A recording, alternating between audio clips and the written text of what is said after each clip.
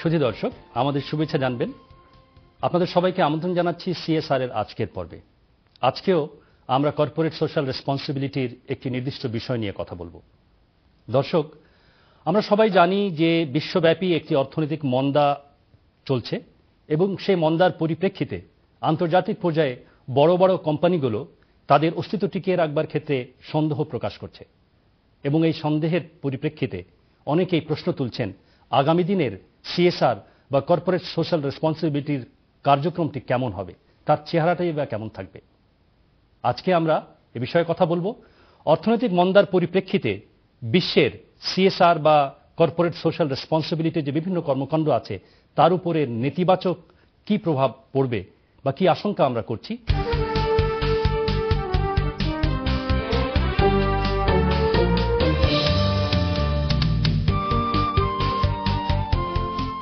আসুন তাহলে আমাদের আমন্ত্রিত অতিথিদের সাথে প্রথমে আমরা পরিচিত হয়ে নেই। স্টুডিওতে উপস্থিত আছেন জনাব খন্দকার ইব্রাহিম খালেদ, চেয়ারম্যান, পরিচালনা পর্ষদ, বাংলাদেশ কৃষি ব্যাংক, এবং তারপরে আছেন জনাব অধ্যাপক ইফতেখার গনি চৌধুরী, উপাচার্য, স্টেট ইউনিভার্সিটি অব বাংলাদেশ। আপনারা শুনেছেন যে এই অনুষ্ঠানে আমরা মূলত কর্পোরেট সোশ্যাল রেসপন্সিবিলিটির বিভিন্ন বিষয় নিয়ে কথা বলি। আজকে আমরা চেষ্টা করব একটি বিষয় বুঝবার যে আমরা যে অর্থনৈতিক মন্দার কথা বলছি বিশ্বব্যাপী যেটি চলছে, এই মন্দার কারণে আমরা জানি যে প্রফিট যারা আর্ন করছে যে সমস্ত কর্পোরেট সেক্টর, তাদের উপর একটি নেতিবাচক প্রভাব পড়ছে বলে আমরা শুনছি। এরকম একটি প্রেক্ষাপটে সিএসআর, গ্লোবালি সিএসআর যে কর্মকাণ্ড, এর উপর কি রকমের প্রভাব পড়তে পারে বা পড়ছে, আপনি যদি একটু বলেন। আগে আমরা আমাদের ডিসকাশনের সুবিধার জন্য, যেহেতু আমরা সাধারণ দর্শকদের সঙ্গে কথা বলছি, সিএসআর এর ইয়ে কিন্তু অনেক বড়, স্কোপ অনেক বড়। কিন্তু আমরা বোঝার সুবিধার জন্য যদি বলি যে বডি কর্পোরেট যারা, অর্থাৎ কোম্পানিজ যারা, ওরা তো প্রফিট করে এবং প্রফিটটা হয় কিন্তু সোসাইটির থেকেই। তাদের পণ্য বিক্রি হয়, সেবা বিক্রি হয়, প্রফিট করে।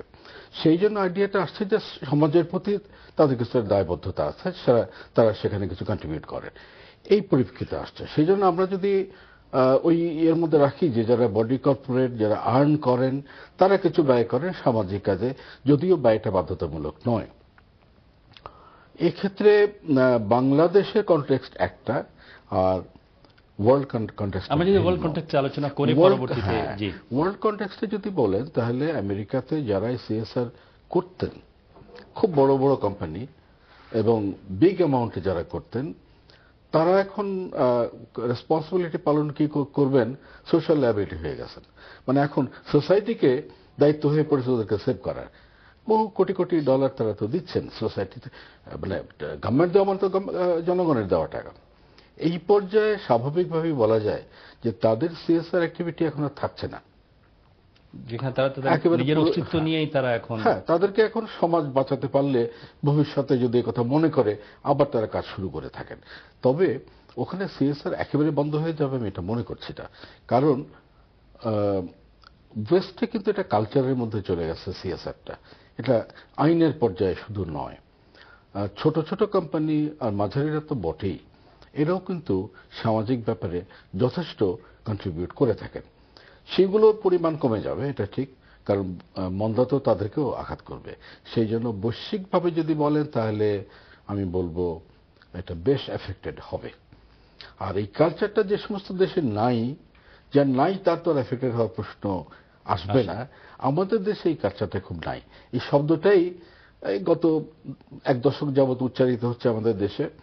আমাদের দেশে সিএসআর একটা ভিন্ন রূপ ছিল না তা নয়, কিন্তু ওইভাবে কোম্পানির থেকে যে খবরটা, যেমন আমার পার্শ্ববর্তী দেশ ইন্ডিয়াতে যদি বলি, টাটা কর্পোরেশন, টাটা কোম্পানি মানে গ্রুপ, তারা তাদের টোটাল আর্নিং এর, ইয়ারলি আর্নিং এর ব্যালেন্স শিট থেকে সোজা 81 or 82% সিএসআর এ চলে যায়, সিংহভাগই চলে যাচ্ছে। সিংহ মানে কি 80%। তা আমি সেই জন্য একবার ওই তখন টাটার যিনি চিফ, ওনাকে জিজ্ঞেস করলাম তাহলে মালিকরা কি খায়। তিনি বললেন যে এটা খুব ইন্টারেস্টিং, যে তাদের যারা প্রতিষ্ঠাতা ছিলেন, যে প্রথম টাটা, তার কোনো ছেলে পেলে ছিল না। তিনি নাকি বলেছিলেন যে আমাকে যখন বিধাতা পয়সা দিয়েছেন কিন্তু খাওয়াবার লোক দেন নাই, তো ঠিক আছে, আমি সোসাইটি থেকে আর্ন করি, সোসাইটিকে পে করব। উনি আমাকে বলেছেন যে 6% বর্তমানে টাটার মালিকরা নিয়ে থাকেন, আর বাকিটা সিএসআর এবং অন্যান্য ছোটখাটো শেয়ার হোল্ডাররা পায়। এই কনসেপ্টটা কিন্তু আমাদের দেশে, কারণ ইন্ডিয়াতেও দ্বিতীয়টা নাই, অন্যরা কিন্তু করেন, এইভাবে করেন না। এবং আমাদের দেশে এরকম কোনো কোম্পানি নাই যারা এটা করেন।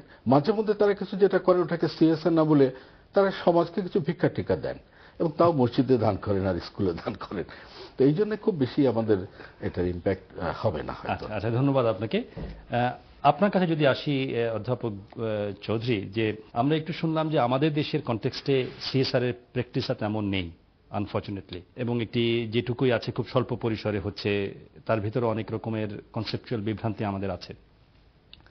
আপনার ধারণা কি যে আমাদের দেশে কর্পোরেট কালচারে এই সিএসআর কিভাবে আমরা প্রমোট করতে পারি? তার আগে আমি একটু বলবো সিএসআর জিনিসটা, যেমন সিএসআর এর মধ্যে অনেক কিছু অন্তর্ভুক্ত। সিএসআর কিন্তু একটা হিউজ জিনিস। তো এখানে কিছু রেগুলেটরি রিকোয়ারমেন্ট আছে, যেমন ধরেন শ্রমিকদের আপনি ঠিক সময় বেতন দিচ্ছেন কিনা, তাদের স্বাস্থ্য দেখছেন কিনা, কারখানার নিরাপত্তা আছে কিনা, এগুলো কিন্তু আজকাল আমরা আমাদের গত বেশ কয়েকটি অনুষ্ঠানে কর্পোরেট কমপ্লায়েন্স এগুলো নিয়ে কথা বলেছি, এবং কমপ্লায়েন্সের বাইরে একটি হচ্ছে লিগ্যাল কমপ্লায়েন্স। আপনি হয়তো লিগ্যাল কমপ্লায়েন্সের দিকে ইঙ্গিত করছেন, কিন্তু কিছু সোশ্যাল বা মোরাল কমপ্লায়েন্স যদি আমরা বলি, সেটাই একটা হচ্ছে রেগুলেটরি রিকোয়ারমেন্ট, আরেকটা হচ্ছে আমাদের কোম্পানির কাজের ফলে পরিবেশগত, এগুলো আমরা জানি যেটা এনভায়রনমেন্টাল রিকোয়ারমেন্ট, এটা কিন্তু বাধ্যকতা। এখানে আমি নদীর পানি নষ্ট করছি এবং সেটা পরিষ্কার করার দায়িত্ব আমার, এগুলো কিন্তু ঠিক মানে চয়েসের ব্যাপার না। These are requirements. হয়তো আমাদের দেশে আইনের শিথিলতার কারণে এগুলো হচ্ছে না, কিন্তু বিয়ন্ড দ্যাট আপনারা আজকে যেটা বলছেন যে কোম্পানি নিজে থেকে এগিয়ে আসছে যে আমি সমাজ থেকে কিছু পাচ্ছি, তার বদলে কিছু দেয়া উচিত আমার, সেই কনসেপ্টটা কিন্তু এখন আমাদের দেশে ওই কালচারটা এভাবে গ্রো করেনি। এখন আমরা সিএসআর কে অনেকটা চ্যারিটির মতো করে দেখছি, যেমন খালেদ সাহেব বললেন দিচ্ছি, কিন্তু সিএসআর এর অন্য দিকটাও আছে। অনেক কোম্পানি কিন্তু, বিশেষ করে বহুজাতিক কোম্পানিগুলো এগুলো দেখতে শুরু করেছে, সিএসআর খরচ করছি ঠিকই, কিন্তু তার বদলে আমি সমাজের গুডউইলটা পাচ্ছি, স্টেক হোল্ডারের পার্টিসিপেশন পাচ্ছি। তার ফলে হচ্ছে কি, সিএসআর কিন্তু একেবারে আমার খরচ না, খরচটা যে কিন্তু আমার জন্য উইন উইন সিচুয়েশন বলি। কিন্তু আমি আরেক ধাপে এগিয়ে যাব, যেটা নিয়ে আজকে বলছেন যে উইন উইন সিচুয়েশন হব কেন, আমি সমাজে আছি, সমাজে আমার কিছু দায়িত্ব আছে, আমার কাজের ফলে সমাজে কিছু প্রভাব পড়ছে, যেমন ইকুইটির প্রশ্ন বলছেন, পরিবেশ দূষণের কথা বলছেন, এটা তো আমার নিজের থেকে এগিয়ে আসা উচিত। এখন সেখানে আমার কি করণীয় আছে, সেই করণীয়টাতে কিছু টাকা দরকার। যেমন উনি টাটার কথা বলছেন, তারা দিচ্ছে 80%, কিন্তু 80%-এর মধ্যে সবটুকু কিন্তু এরকম না। সিএসআর আমি 3 ভাগ করলাম, একটা হচ্ছে নৈতিক দিক, আর অন্যগুলো হচ্ছে রিকোয়ারমেন্ট, রেগুলেটরি রিকোয়ারমেন্ট অথবা আমার কাজের ফলে হচ্ছে। কিন্তু এই নৈতিক দিক থেকে কতটুকু আসছে সেটা আমরা জানি না। তবে আপনি যেটা বললেন অর্থনৈতিক মন্দার ফলে সিএসআর উপর প্রভাব পড়বে কিনা, আমরা অতীতে দেখেছি প্রতিষ্ঠানগুলো কিন্তু বিভিন্নভাবে খরচ করে। একটা দিক আমরা দেখেছি, যেমন ডেভেলপমেন্ট, রিসার্চ, ট্রেনিং, যখনই অর্থনৈতিক মন্দা হয় তখনই দেখা যায় এসব দিকে টান পড়ে, প্রতিষ্ঠান তখন কিন্তু ব্যয় সংকোচন করে। ন্যাচারালি সিএসআর তো তারপরেও আসবে, কারণ এটা ঠিক কোম্পানির ডাইরেক্টলি রিলেটেড না, কিন্তু ইনডাইরেক্ট রিলেটেড আছে।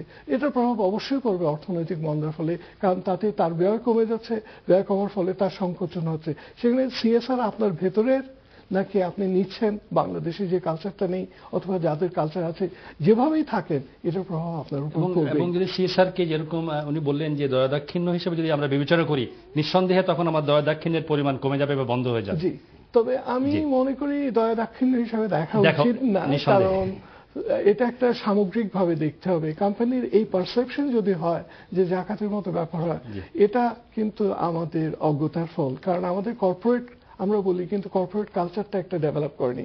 কর্পোরেট কালচার মানে আপনি যে স্টেক হোল্ডারের কথা বলি, participation, involvement in the society. এই সোসাইটি ইনভলভমেন্ট হবে কি করে, আপনি যদি এগিয়ে না যান। এগিয়ে যেতে হবে আপনার এসব কাজকর্মের ফলে, এগুলো দিয়ে দেখাতে হবে সমাজকে, না আমি তোমাদের অংশ, আমি এটা নিয়ে নিচ্ছি। এটা কিন্তু উভয় দিকের লাভ, এটা কিন্তু এখনো আমাদের সমাজে ওভাবে গ্রো করে। ধন্যবাদ আপনাদেরকে। আমরা এই বিষয়ে দুজন বিশিষ্ট ব্যক্তির সঙ্গে কথা বলেছি, আসুন আমরা ভিডিও ক্লিপে দেখি তাদের দৃষ্টিভঙ্গি কেমন। যে কর্পোরেট গভর্নেন্সের যে বেসিক কনসেপ্টগুলো আছে, সেটার সাথে কর্পোরেট সোশ্যাল রেসপন্সিবিলিটি, এই দুটোকে অনেকটা আলাদা করে দেখা হতো আর কি।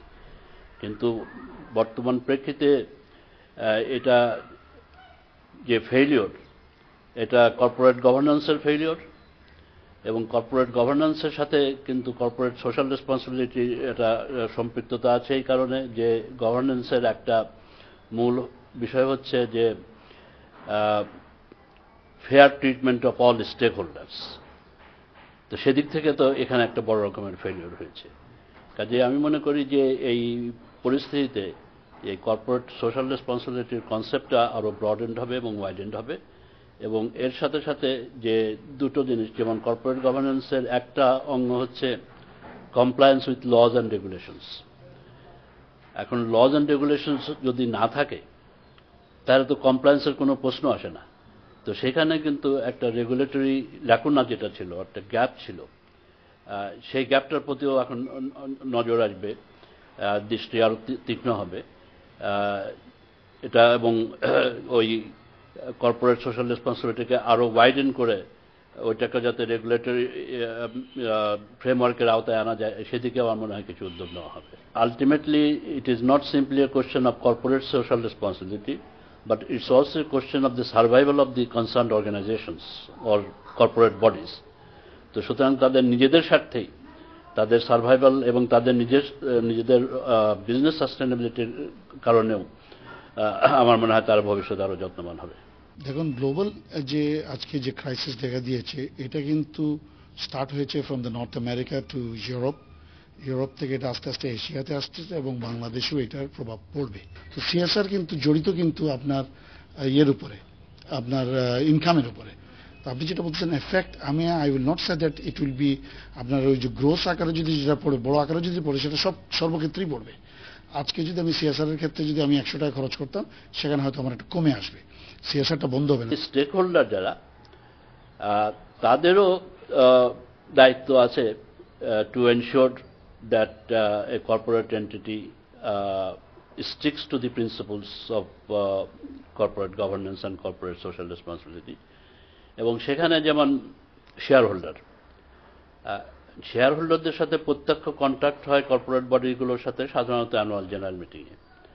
এখন সেখানে যদি শেয়ার হোল্ডাররা খালি তারা ডিভিডেন্ড ম্যাক্সিমাইজ করার কথাই চিন্তা করেন, কিন্তু এই এন্টিটির সার্ভাইভাল কিরকম হবে বা এটার ইম্প্যাক্ট ম্যানেজমেন্টের উপরে কি হবে ইত্যাদি এই বিষয়গুলো যদি তারা চিন্তায় না রাখে, তাহলে তো অবভিয়াসলি কর্পোরেট গভর্নেন্স এবং কর্পোরেট সোশ্যাল রেসপন্সিবিলিটি ব্যাহত হবে। আমরা দুজন বিশিষ্ট ব্যক্তির বক্তব্য শুনলাম, এবং সেখানে একটি বিষয় যদি এই প্রসঙ্গে আমি আসি, যে একজন বলছেন যে বিজনেস হাউসগুলোর নিজেদের সার্ভাইভালের জন্যই কিন্তু সিএসআর করতে হবে। এই বিষয়ে আপনার দৃষ্টিভঙ্গি কি? উনি হয়তো জিনিসটাকে তাদের দিকে ঠেলে দিচ্ছেনই বলবো, কথাটা অসত্য নয়, কিন্তু এটাকে এভাবে বলা যায়, যেটা একটু আগে আমাদের অধ্যাপক মহোদয় বললেন যে তারা তাদের ব্যবসা বাড়ানোর জন্য এই কাজটা করে থাকে।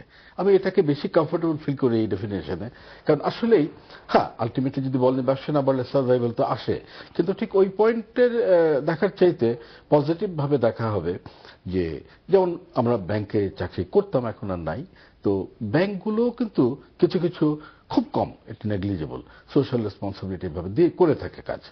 এই একটা স্কুল পরিচালনা করলো বা এই ধরনের ছোটখাটো কাজ করে থাকে। যদি মনে করা হয় যে এটাকে সম্পূর্ণই সামাজিক দায়িত্ববোধ থেকে